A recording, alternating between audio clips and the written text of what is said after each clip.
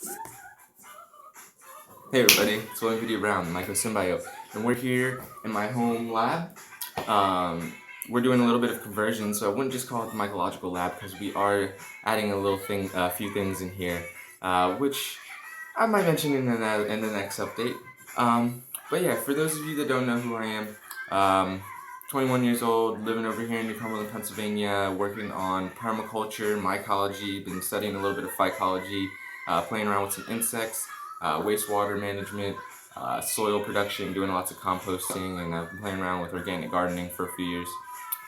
Just basically focused on providing myself with all the resources necessary for life without having to depend on the antibiotic systems that have been given to us or against life. I feel like a lot of these things are preventing ecological growth and self-growth of the humans.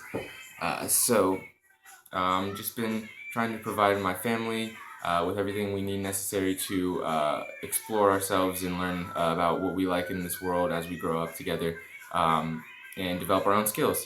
So I don't want to be spending lots of time working for somebody to provide myself with food and clean water when these are things that I can provide for myself. Um, so yeah, that's just a little bit about my ideals and why I do the things that I do. So I might as well show you a little bit of the things that I do. This year, I've been doing lots of studying. I've traveled to Arizona, met with a lot of scientists, futurists, physicists, astrophysicists. I actually did a few interviews, and you can check out on my YouTube channel. Um, and I traveled out to Oregon, learned a little bit about mushrooms.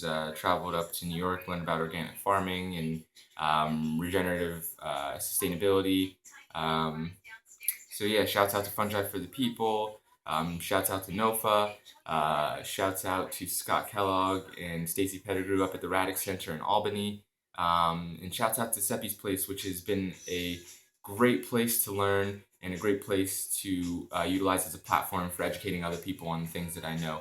So Seppi's Place is one of our local hubs over there in Camp Hill, Pennsylvania, where we focus on cooperative working, cooperative living, and permaculture education. So yeah, we're working on a lot of cool projects over there, which we'll keep you up to date on. And for those of you that are interested in learning about some of the sustainability in permaculture, we're going to be teaching backyard permaculture immersions focused on home-scale sustainability and practices that you can incorporate into your life. Right over there in Camp Hill, we're going to be doing 4 sessions next year, so go check that out on Facebook or www.seppisplace.com. So might as well show you what I've been doing. This year, I've been playing around getting a lot of local species of fungi into culture. So right now, you're looking at a CN, says here, or it stands for Clitoside nuda, but it's actually Lepista nuda, or the purple bluet mushroom. So I got this one in Pincho Park. I feel it's important to start collecting local species if you're going to be working with anything, plants, fungi, algae. They are acclimated to your area, acclimated to your local microbiome or the microorganisms that are living in your systems. So if there's any viruses or anything like that out there, they're going to be having to deal with that too. So it's important that you're going to be working with the organisms that are already acclimated to the environment that you're living in. So aside from that, I mean, I got a brown oyster here from York County and loads more down here. I isolated enoki. We got some Coprinus comatus, which is the shaggy mane mushroom. I got Ganoderma sessile and a Ganoderma tsuge from local areas. I've been playing around with doing some research on the Globiformes graveolens, or the sweet tooth polypore. We have a tree Volvaria that I found in Harrisburg, the Volvaria bombacina. This is related to the paddy straw mushroom, which is being cultivated out in the Philippines and southeastern Asian countries. So yeah, loads of mushrooms, increasing the diversity in the market. I have traded some of these mushrooms to friends and sold some of these to other people that are practicing mycology. So I just wanted to add a little bit more Pennsylvania flavor into the mycological world. So yeah, we got that, and my expansion process is basically taking a mushroom, cloning it, putting it onto a petri dish, and then putting it into liquid culture. Here we have a Lancaster chicken of the woods, and then I take it from the liquid culture, I put it in a syringe, and then from that syringe, I take it and I put it into grains. The grains can easily be broken up and put into sawdust, and sawdust is what I will fruit off of, either sawdust or straw. But it can be expanded in a whole bunch of different ways, utilized for composting paper waste, wood chips, all sorts of stuff. So you can check out some of my other videos if you're interested in that. We're just playing with a few different strains and getting ready to fill up our new commercial facility, which we're working on in Lemoyne. I did have one in Hummelstown, but it was affecting the amount of time that I had to work on all of the projects that I have going on. It was also taking up lots of gas, and it just wasn't working out. So we're just keeping everything within biking distance. The job I work at's within biking distance, and any of the projects that I'm going to be doing are going to be within biking distance. So yeah, we're preparing now. I just did a large amount of grain spawn, and we're going to be expanding up to fill up a 250 spawn room, a 250 bag spawn room. Grow room, where we'll be producing commercial gourmet mushrooms for the local area. So yeah, I mean that's pretty much anything new that's been going on in the lab. So I might as well take you down and show you the other projects that we have going on at home. Alright guys, we're going out back. Got my bike over here that I utilize to travel around. We're cracking some black walnuts, which is an amazing food source that is not utilized in the area. And we've been keeping the shells to throw into our sawdust spawn, which we pasteurize in this big barrel over this propane here. If you want any more information on that, please email me so you can do it safely. We collect rainwater, which we utilize for our gardens and for our mushrooms. We've got another worm bin back there, which I'll explain more about the worm bins once we go down to the basement. And yeah, we keep our materials that we utilize for growing mushrooms here. We got sawdust and a few different soil compost mixes. So back here we have the gardens where I produce organic food throughout the year. This is one of 6 gardens that I will be managing with a few friends. We've designed a program where anybody that wants to donate land, if they have any space in their backyard or anything like that, or if they want to donate their time to help maintain the gardens, we're operating with no cash involved. If you're helping, you get free food, and we're growing different food crops at all the different gardens to make sure that everybody gets a diversity of food throughout the year, and that we don't have to spend too much money, and we have a crop on a regular basis. So yeah, I got a lot of wood chips dropped off here. Whenever I see local tree services cutting down trees in my local area, I'll ask them to drop it off, just to make sure the nutrients are staying in the local area. I got a bunch back there that we're going to be taking out to do some other projects in the area, and then I'll be redefining my culture mounds for next year. But yeah, just pretty much put a blanket on here, covering up and keeping the microorganisms warm as they break down and create soil for next spring. Alright guys, so we're heading down into my basement where I have a lot of projects. Going straight through the laundry room here, we have this little area where I successfully cultivated oyster mushrooms with a passive humidifier. This is a very rough job. It is completely sealed. But we did a passive humidifier, just filling a tray full of perlite to the top with water and letting that evaporate to humidify, and we successfully grew oysters back here. Very, very low tech, low energy cultivation. So in here we have a room that I just set up for little to no cost at all. We used recycled plastic, tape, and a staple gun to seal up this closet, and we're doing the passive humidifier again, a tray filled with perlite. Fill this up with water, and we're letting that evaporate in here. We have a small light, which I'm going to be replacing with the LED to reduce the heat and reduce the energy consumption. So yeah, this is our Ganoderma closet. This is where we're going to be producing our Reishi mushrooms for the medicine for my family. All of the projects that I have at home are mostly for trade and for family. I'm not involving money in any of this at all, as to keep out of trouble, because this is out of my home. Anything I'm going to be selling commercially is going to be done in facilities that are managed outside, and we're going to be looking to get certified naturally grown this year. So yeah, this is Ganoderma curtisii. This grows naturally in North America. I got this culture from Mark Jones of Sharondale Farms out in Virginia. Back here we have the true Ganoderma lucidum. This is the European Ganoderma lucidum. Ganoderma lucidum is pretty much strictly naturally grows in Europe. So a lot of studies done say that it's Ganoderma lucidum, which it kind of makes it hard to understand if the studies are accurate, because a lot of them actually weren't done with Ganoderma lucidum. So up here we have our little good luck charms, positive vibrations. And then we have the Ganoderma lingyi up here. This is a commercial Asian variety of Reishi. All of the mushrooms that you're seeing right now are very young. They're in their a little bit past pinning stage, growing up a little bit. You can see the colors on them. Yeah, a little bit more of the Ganoderma lingyi over here. And then down here we have the Ganoderma formosanum. This is actually a black reishi.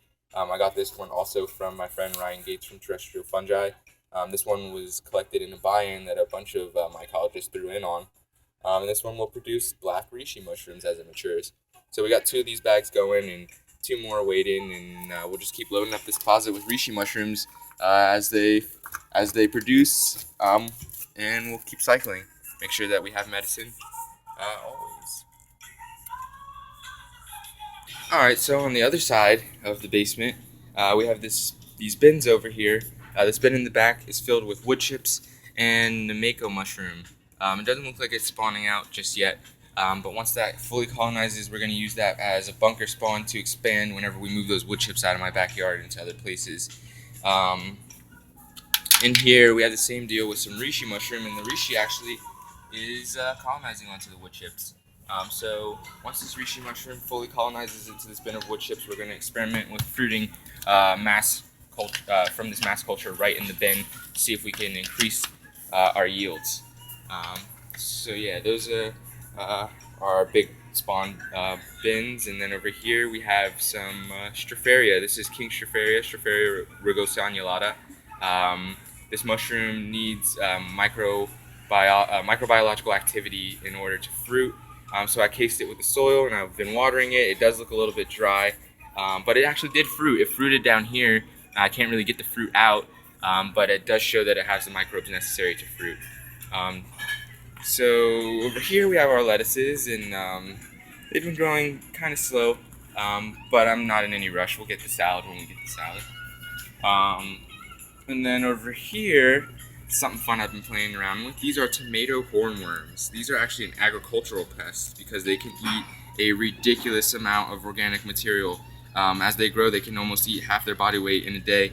And most of these aren't. That one might be halfway grown, but by the time they're grown, they'll be almost as long as my hand. So yeah, I'm utilizing these for composting, also for research.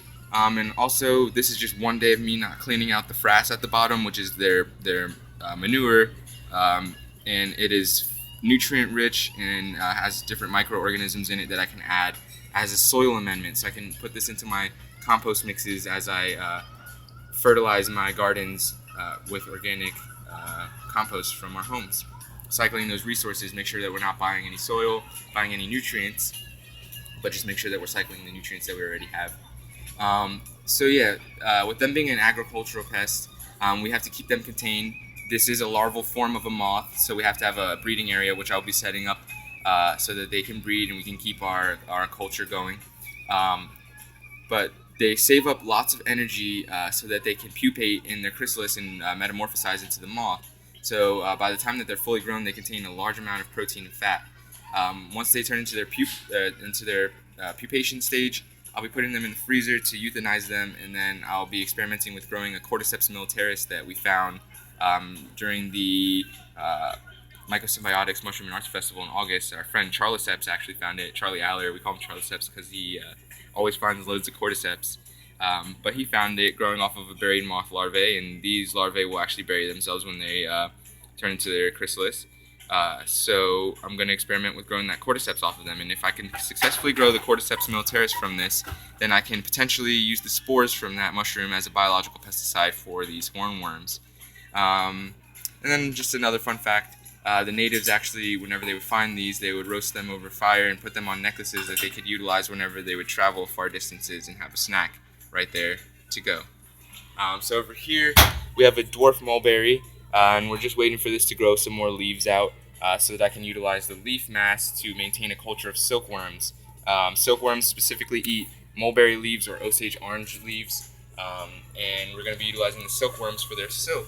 We'll be playing around with the silk protein for a few different biological technologies, utilizing it also just to see if we can spin it, if we can get enough of it, and create some cool clothing gear. Over here we have a photobioreactor that contains Cyanobacterium Arthrospira plantensis. This is the Spirulina, one of the most nutrient-dense superfoods on the planet, the highest protein source food on the planet. It can be between 50 to 70% protein depending on how you're growing it.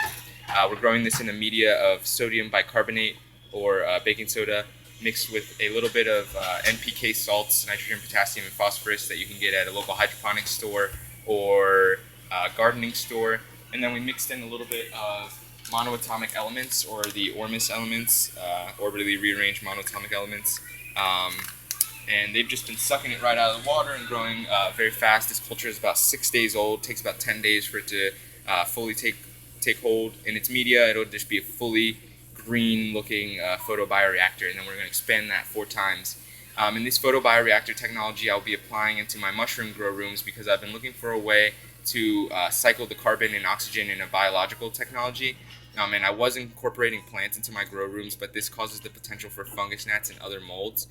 So we will be utilizing these contained units, which are clean. They also must be sterile to produce not only spirulina, but a variety of chlorella species and the Haematococcus pluvius, so we can experiment with home-scale astaxanthin production. Astaxanthin is a keto-carotenoid, which has very, very high antioxidant properties and anti-inflammatory properties. So we're going to be utilizing that as a medicine. So we'll be growing different microalgae and cyanobacterium for food and for medicine, and also different chlorella species grown under certain circumstances can produce a very, very high amount of biodiesel, which can be pressed from the algae.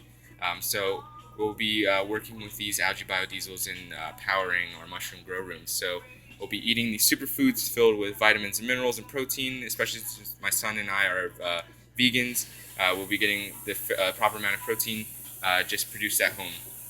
And these different microalgae, they can be produced with organic or conventional fertilizers, but they can also be grown on wastewater. So if you're going to be producing them for diesels, you can grow them on human waste, human effluent from our homes that comes out of our sinks or toilets and things like that, and then just power your cars, power your homes with things like this.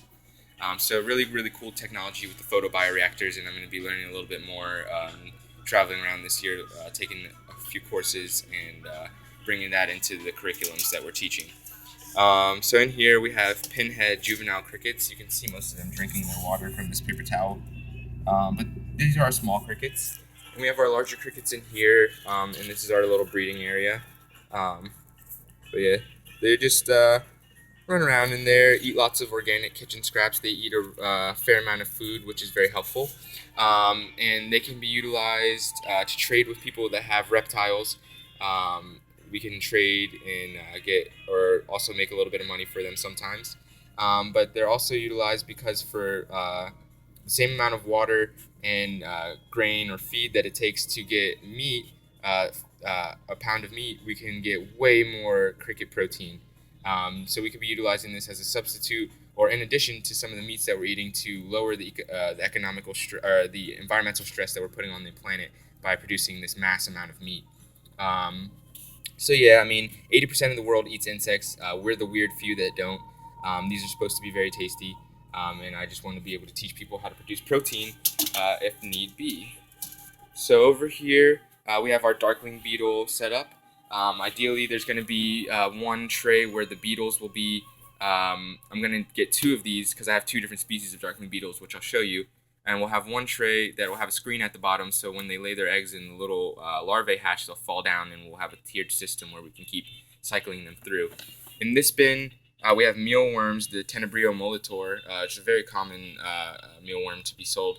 And we're experimenting with getting them to eat the styrofoam, which they have. They've been eating styrofoam, and they have bacteria in their gut that can actually break down the styrofoam into a compostable material, and they can utilize it as an energy source. And there's studies showing that they're going to be just as healthy as the ones that are going to be eating the organic material. So this is growing on flax. These ones are eating flaxseed and cereal grains, as well as sawdust and kitchen scraps. They don't use much kitchen scraps, but they are high in protein, and they're supposed to be one of the more tasty insects that I'm cultivating. So whenever I see a pupae in here, I just put it into the next phase, which we'll let them hang out and turn into beetles, and then cycle them through again. So, and then up here we have the Zophobos morio. This is another type of mealworm. This is known as a superworm. It's a little bit bigger, higher protein content. Here we have our red wiggler worms, the Yersinia fetida, and these are just eating ridiculous amounts of kitchen scraps and producing black gold compost, which we mix with our other insect frass and compost that we have outside to create complex biosoils. So we have a few worm bins here. Here we have a microremediation unit, which has mushroom spawn growing on wood chips, which acts as a biological filter, which I have successfully filtered E. coli out of my rainwater that was contaminated with pigeon manure. So we run water through here and it filters, and then it collects at the bottom where we can test it or run it back through. These we have the mushroom grow room. I have a Reishi americanum that's showing a little bit of stress here, but it'll do better once I get some of these shiitake blocks out of here. These shiitake blocks are on their third flush, so they'll be done here soon. And this Reishi americanum was actually from Olga from Smoketown Mushrooms. She actually brought that to dinner when we were up at the Mother Earth, the news fair in Seven Springs, Pennsylvania. She got that from one of the Great Lakes. We're playing with some oysters that I collected in Pennsylvania as well. And then we have these plants in here that we're looking to replace with algae to keep it a little bit more contained. If you like this video, hit the thumbs up, share on Facebook and Twitter, and all your favorite permaculture, sustainability blogs, entomophagy blogs, insects, algae, Mycology, all that kind of stuff. We're trying to support ourselves. We're producing the resources that we need to live as human beings. We do not need the systems that we've been given. Trade, barter, gift economy. We need to stop using money. It just goes up the pyramid and messes up the world. So let's keep trading real valuable goods. Let's produce our electricity. Let's clean our waters. And let's benefit our ecology. Let's regenerate our ecology. Start working with nature. This has been William Padilla Brown, and these are my whole systems.